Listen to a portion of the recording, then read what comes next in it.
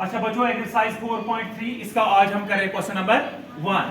Question 1 है find the roots of the following coordinate equations if they exist. सवाल कहता है इन कोऑर्डिनेट इक्वेशन के आप रूट्स निकालो, यानी कि आप इक्वेशन में किस में x में x का आप सॉल्यूशन निकालो। मगर इफ दे एग्जिस्ट, अगर इसके रूट्स है तो इसका मतलब क्या है? पहले हमें चेक करना पड़ेगा कि इसके रूट्स एग्जिस्ट होते हैं या नहीं होते हैं। सवाल वही कहता है find the roots of the following coordinate equations if they exist. इसका मतलब है first of all we have to check whether the roots exist और not by the method of completing the square. लेकिन मेथड भी आपको उसी method से करना है जिसमें जो मेथड वहां पे गिवन है। कौन सी method? By completing the square. लेकिन मेथड अप्लाई करने से पहले सबसे पहले हम देखेंगे कि इसके रूट्स एग्जिस्ट होते हैं या नहीं। अगर बच्चों याद आपको होगा, मैंने आपको बोला 3 कंडीशंस होती है। कितनी? अगर हमारा डिस्क्रिमिनेंट लेस देन 0 है तो क्या होता है बच्चों? No real roots. No real roots उस टाइम होते हैं, नो रियल रूट्स एग्जिस्ट। उस टाइम इमेजिनरी रूट्स होते हैं, लेकिन रियल रूट्स उस टाइम एग्जिस्ट। कंडीशन नंबर 1, अगर हमारा डिस्क्रिमिनेंट ग्रेटर देन 0 है then 2 distinct real root, 2 roots होंगे और दोनों अलग अलग होंगे। तब क्या होता है? 2 डिस्टिंक्ट रियल रूट्स एग्जिस्ट। ठीक है बच्चों, कंडीशन नंबर 2। कंडीशन नंबर 3, अगर मेरा डिस्क्रिमिनेंट 0 के बराबर है देन 2 इक्वल रूट्स एग्जिस्ट। तब हमें 2 रूट्स निकलते हैं, लेकिन दोनों क्या होते हैं? इक्वल होते हैं। Very good. तब उस शर्त में क्या होता है? We get 2 equal roots. तो अगर ऐसी कंडीशन है डिस्क्रिमिनेंट ज्यादा है 0 से या 0 के बराबर है, इन दोनों सूरतों में रूट्स होते हैं, चाहे फिर इक्वल होते हैं या 2 डिस्टिंक्ट होते हैं, लेकिन दोनों सूरतों में मैं खुद चिंता हो जाए। लेकिन अगर डिस्क्रिमिनेंट 0 से कम है, नो रियल रूट्स एग्जिस्ट, तो सबसे पहले हम क्या करेंगे बच्चों? सबसे पहले हम फिर इसका डिस्क्रिमिनेंट निकालेंगे। ठीक है बच्चों, तो डिस्क्रिमिनेंट निकालने के बाद हमें पता चलेगा कि इसकी सवाल क्या कहता है। तभी निकालो इफ दे एग्जिस्ट, अगर रूट्स है तब आप निकाल दो। तो सबसे पहले हम बच्चों क्या करेंगे? सबसे पहले हम इस इक्वेशन का डिस्क्रिमिनेंट निकालेंगे। ठीक है बच्चों, तो डिस्क्रिमिनेंट निकालने के लिए हम क्या करते हैं? मैं ऐसे लिखूंगा कंपेयर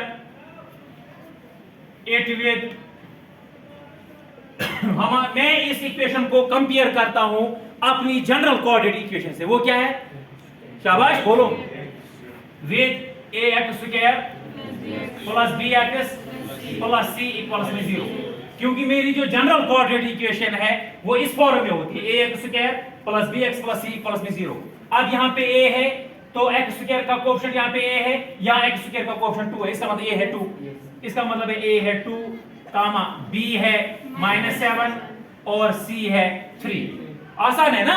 मैं कंपेयर करता हूं, यहाँ पे x का कोएफिशिएंट b है, यहाँ पे x का कोएफिशिएंट -7 है, यहाँ पे c है तो यहाँ पे कांस्टेंट टर्म 3 है।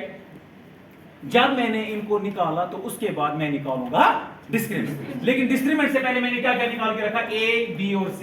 देयरफॉर डिस्क्रिमिनेंट की फार्मूला है b स्क्वायर -4ac। एम आई राइट? तो डिस्क्रिमिनेंट निकलेगा बराबर b स्क्वायर के बाद -7 का स्क्वायर। ऐसे रख रहा है ब्रैकेट जरूरी। अगर ब्रैकेट नहीं रखोगे तो खाली 7 का स्क्वायर रहेगा, माइनस का नहीं रहेगा। -4 इंटू a के बदले 2, c के बदले 3। डिस्क्रिमिनेंट निकलेगा बराबर 7 7,000, लेकिन माइनस माइनस भी 2 बार होगा क्योंकि स्क्वायर जो है माइनस का है। Minus minus plus 7 7,49 minus 4 2 8 8 3 8 3 24।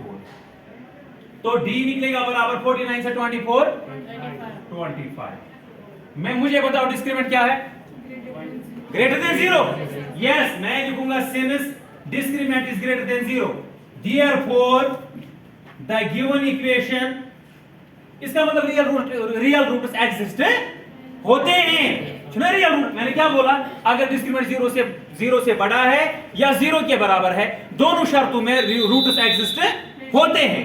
तो मैं लिखूंगा the given equation has 2 real roots. Very good.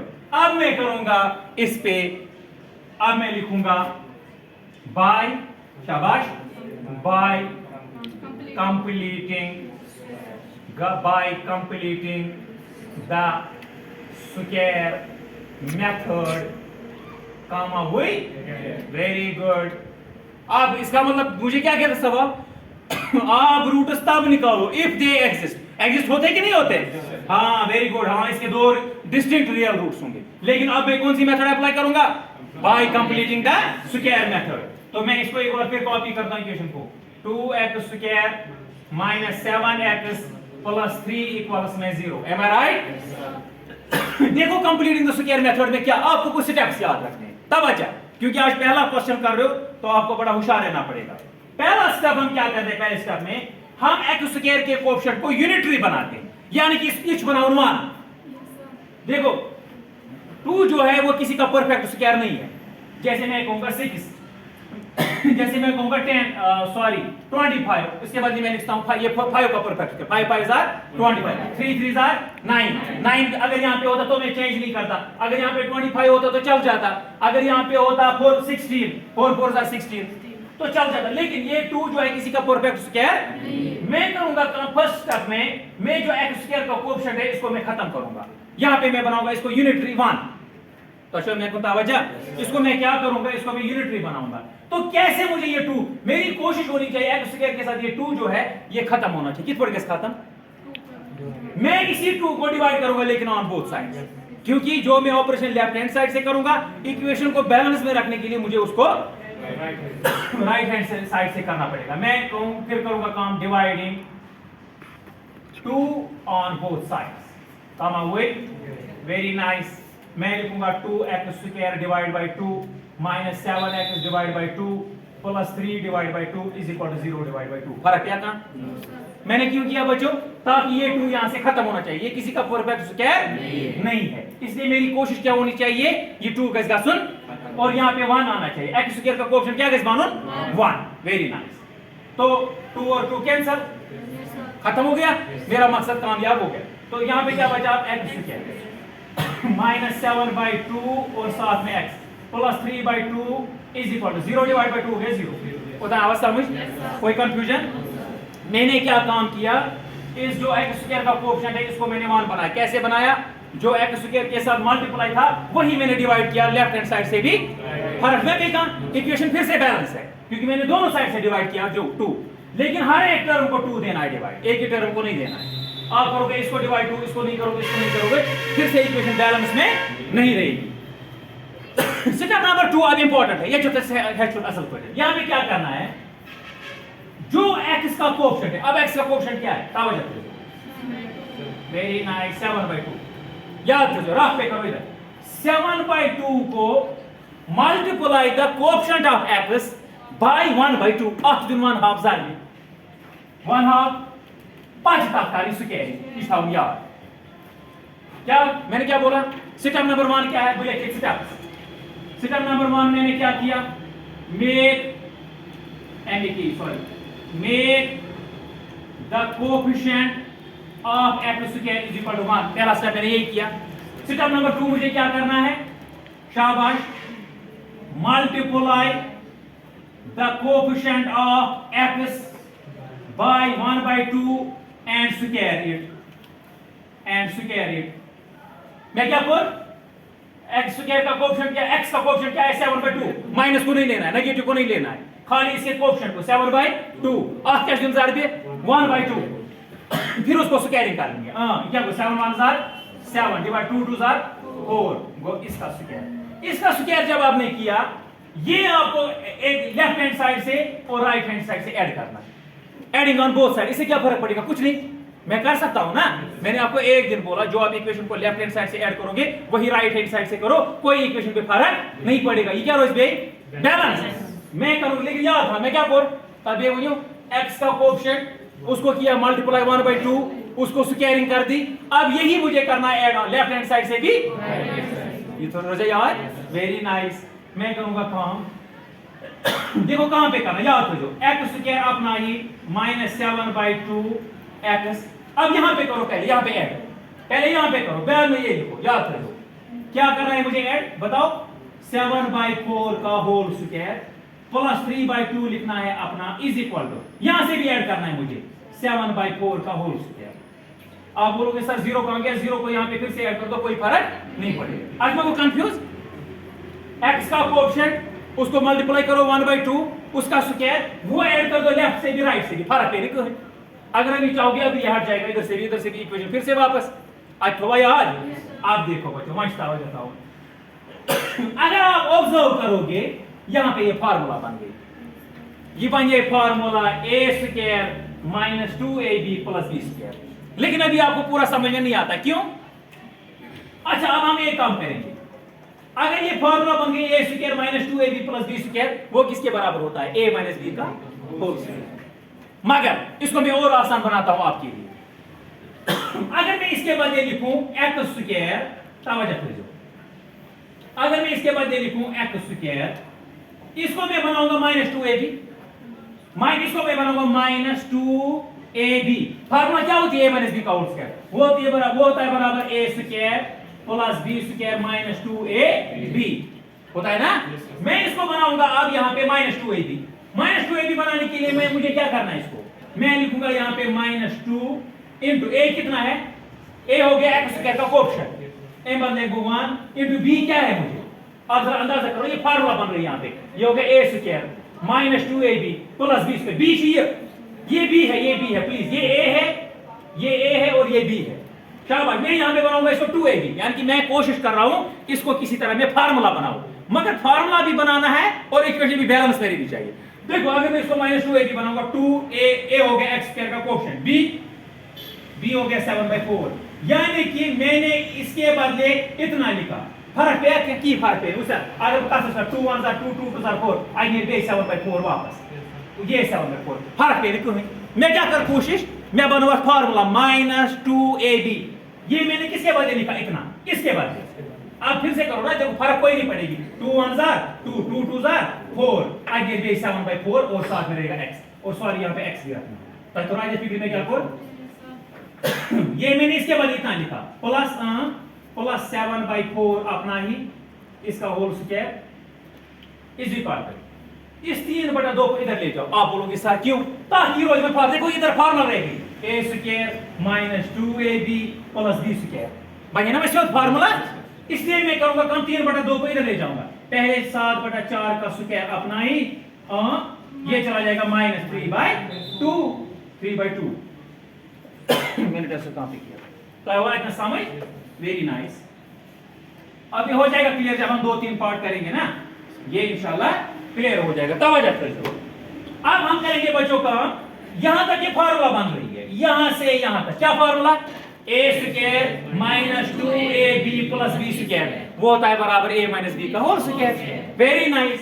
अब मुझे बताओ इसके बदले में क्या लिखूंगा? a माइनस b का होल स्क्वायर। a कितना है? x, थोड़ा सा मैं ऊपर लिखूंगा जगह बचाने के लिए, x a माइनस b क्या है इसमें? 7/4, सुना मुझे? a स्क्वायर माइनस 2ab, ये आ गया b प्लस b स्क्वायर, फिर से आ गया b।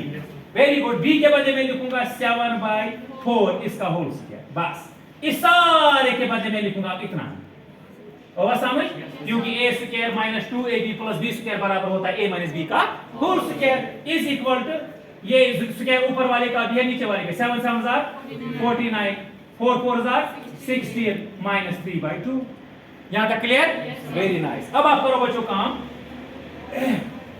अब इसको ऐसे रहने दो, x माइनस 7/4 का whole square is equal to, यहां पे क्रॉस कर दो, 49 इंटू 2 क्या होता है? 98 minus 16 3 48 divide by 16 2 32। Very nice. अब 98 से 48 काट दो, x माइनस 7/4, यहां पे क्या बचा? 50, और 50 प्लस रहेगा, 50 डिवाइड बाय 32। अब कसर काटेंगे, 2 1 2 2 6 12 2 25 और अच्छा समझिए क्या निकला वहां पे बच्चों? x माइनस 7/4 और यहाँ पे इसका होल स्क्वायर है, और 25 डिवाइड बाय 60। अब मुझे ये स्क्वायर खत्म करना है। स्क्वायर कैसे खत्म होगा? इसके बदले रूट पड़ेगा उस साइड में, ठीक है ना? Very nice. इसके दो तरीके हैं, मैं करूंगा काम, इसको स्क्वायर खत्म होगा, वो साइड में रूट पड़ेगा इसके बदले। इस साइड में क्या बचा फिर? x माइनस 7/4, वही है ना? स्क्वायर के बदले उस साइड में रूट पड़ेगा, किसको? 25 डिवाइड बाय 60। लेकिन रूट हमेशा प्लस माइनस पड़ता है, इसे जो यार रूट का हमेशा प्लस माइनस। अब आप याद रखो, इसका दूसरा तरीका दिया है ये स्क्वायर खत्म करने का, दोनों साइड से रूट चढ़ा दो, इस साइड से भी रूट, इस साइड से भी रूट, ये स्क्वायर और रूट खत्म, उस साइड से बच जाएगा। तो समझिए, मिसाल के तौर में करूंगा काम x - 7/4 का स्क्वायर था ना, इज इक्वल टू इस साइड में क्या था 25/16, मैं करूंगा काम इधर से भी रूट, इधर से भी रूट, ये स्क्वायर और रूट कैंसिल हुआ, बचा x - 7/4, इधर से बचा √25/60। ये भी सही है, वो भी सही है, तो ये वो समझ, तो ठीक है। अब आप एक काम कर दो बच्चों, बस हमारा सवाल खत्म होने वाला है। अब आप एक काम कर दो, अब ये रूट जो है न्यूमरेटर का भी है डिनोमिनेटर का भी है, x - 7/4 प्लस माइनस 25 का रूट किसके बराबर होता है 5, 5 is 25, आई मेरे प्लस माइनस 5 डिवाइड बाय 16 का 4, 4 is 16, आ गया ये रूट से बाहर, ठीक है ना, यानी कि 25 का स्क्वायर रूट 5 होता है, 16 का स्क्वायर रूट 4 होता है। अब मुझे करना है काम, एक बार इसको पॉजिटिव लेना है, एक बार नेगेटिव, बस हमारा आंसर आ जाएगा। x - 7/4 is equal to 5/4, comma x - 7/4 is equal to -5/4। एक बार इसको प्लस लेना है, एक बार माइनस, इसका सवाल के साथ आसान है ना।